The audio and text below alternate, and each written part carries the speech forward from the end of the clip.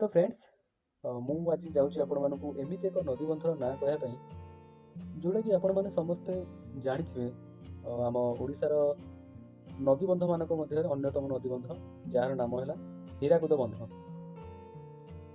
ତ ହୀରାକୁଦ ନଦୀବନ୍ଧ ମହାନଦୀ ତଟରେ ଅବସ୍ଥିତ ଥିବା ଓଡ଼ିଶାର ସବୁଠୁ ବଡ଼ ନଦୀବନ୍ଧ ଓ ଜଳ ପରିଯୋଜନା।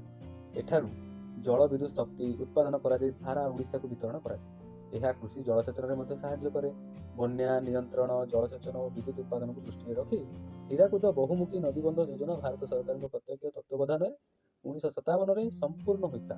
ଏହି ନଦୀବନ୍ଧ ଯୋଜନାରେ ସମୁଦାୟ 84,994 ବର୍ଗ କିଲୋମିଟର ଅଞ୍ଚଳରୁ ଜଳ ସଂଗୃହୀତ ହେଉଥିଲା ବେଳେ ସେଥିରୁ 67,168 ବର୍ଗ କିଲୋମିଟର ଅର୍ଥାତ୍ 90% ଛତିଶଗଡ଼ ରାଜ୍ୟରୁ ଅନ୍ତର୍ଭୁକ୍ତ ହୋଇଛି।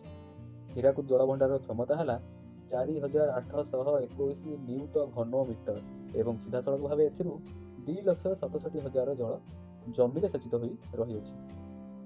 ଏହାଛଡ଼ା ହୀରାକୁଦର ଦୁଇଟି ପ୍ରକଳ୍ପରୁ 347 ମେଗାୱାଟ୍ ବିଦ୍ୟୁତ୍ ଉତ୍ପାଦନ ହୋଇଥାଏ।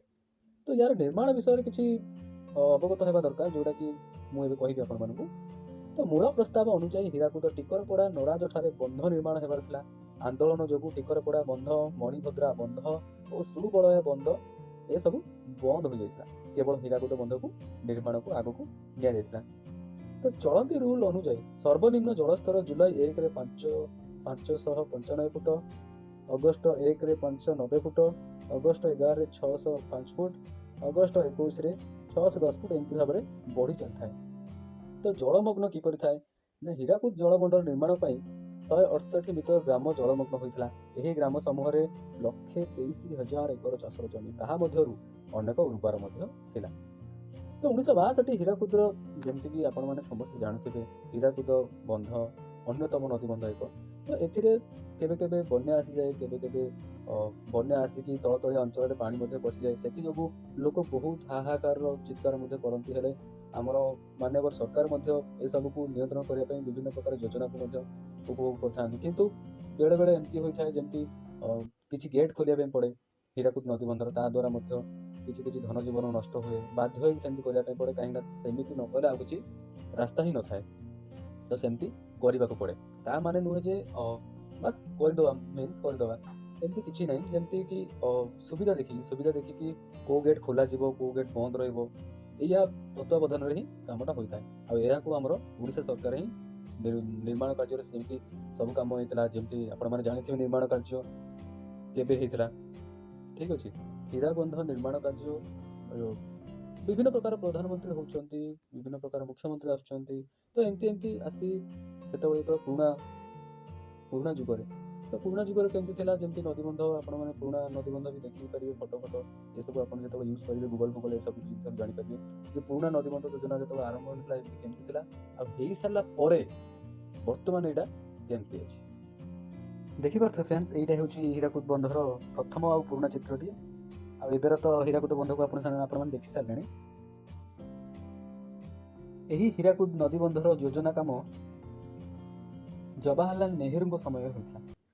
ଏଇଟା ମଧ୍ୟ ଆପଣମାନେ ଜାଣିଥିବେ ଠିକ୍ ଠାକ୍ରେ। 2011ରେ ମଧ୍ୟ ଏହି ହୀରାକୁଦର ବନ୍ୟା ଜଳ ପ୍ରବାହିତ ହୋଇ ଏକ ବନ୍ୟା ମଧ୍ୟ ସୃଷ୍ଟି ହୋଇଥିଲା, ଯେଉଁଟାକି ଛତିଶଗଡ଼ରେ ଅନେକ ବନ୍ଧ ନିର୍ମାଣ ଯୋଗୁଁ ହୀରାକୁଦକୁ ଜଳ ପ୍ରବାହର ଅନେକ ପରିବର୍ତ୍ତନ ହୋଇଛି।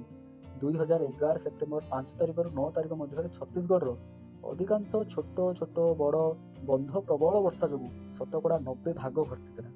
ଆବଶ୍ୟକତା ଦୃଷ୍ଟିରୁ ଏସବୁ ଜଳକୁ ନିଷ୍କାସନ କରିବା ପାଇଁ ସରକାର ବହୁତ ପଦକ୍ଷେପ ନେଇଥିଲେ ମଧ୍ୟ। ବନ୍ୟା ନିୟନ୍ତ୍ରଣ ସକାଶେ ହୀରାକୁଦର ଜଳଧାରଣ କ୍ଷମତା ଆରମ୍ଭରୁ ଯଥେଷ୍ଟ ନଥିଲା, କିନ୍ତୁ ପଟୁ ମୃତ୍ତିକାର ଏହି ଜଳଧାରଣ କ୍ଷମତା 31% ଭାଗ ରହିଥାଏ, ଯେଉଁଟାକି ଭବିଷ୍ୟତରେ ବହୁତ କାମ ଦେଇଥିଲା। ଅନ୍ୟାନ୍ୟ ଜଳଭଣ୍ଡାର ତୁଳନାରେ ଯଦିଓ ହୀରାକୁଦ ଜଳଭଣ୍ଡାର ବହୁତ ବଡ଼ ଥାଏ, ବାସ୍ତବରେ ନିଜ ଅବବାହିକା ପାଇଁ ଏହା ଅତି ଛୋଟ। ହୀରାକୁଦ ଅବବାହିକାରେ ହାରାହାରି 15 ସେଣ୍ଟିମିଟର ବୃଷ୍ଟିପାତରେ ହୀରାକୁଦ ଜଳଭଣ୍ଡାର ପୂର୍ଣ୍ଣ ହୋଇଯାଏ, ବହୁତ ଜଲ୍ଦି ଏହା ପୂର୍ଣ୍ଣ ହୋଇଯାଇଥାଏ। ତ ସରକାର କ'ଣ କ୍ଷତିପୂରଣ କ'ଣ ଦେଇଥିଲେ ତା ବାବଦରେ, ଯେଉଁ ବନ୍ୟାଟିଏ ହେଇଥିଲା କ'ଣ କ୍ଷତିପୂରଣ ଦେଇଥିଲେ ସରକାର, ଯାହା ପାଇଁ କି ଜନସାଧାରଣ ଅତ୍ୟନ୍ତ ଖୁସି ହୋଇଥିଲେ ଏବଂ ବଞ୍ଚିବା ପାଇଁ ତାଙ୍କୁ ଏକ ସାହାରା ମିଳିଯାଇଥିଲା।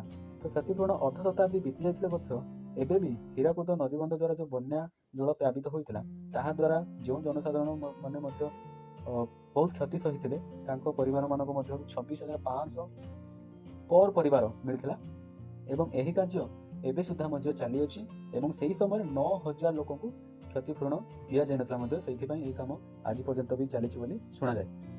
तो फ्रेंड्स यही वीडियो देखा आपण मैंने यही चैनल जोड़ा कि आप वीडियो देखिले चैनल रे चैनल को आप सब्सक्राइब करी लाइक एंड शेयर कर दियंतु। धन्यवाद।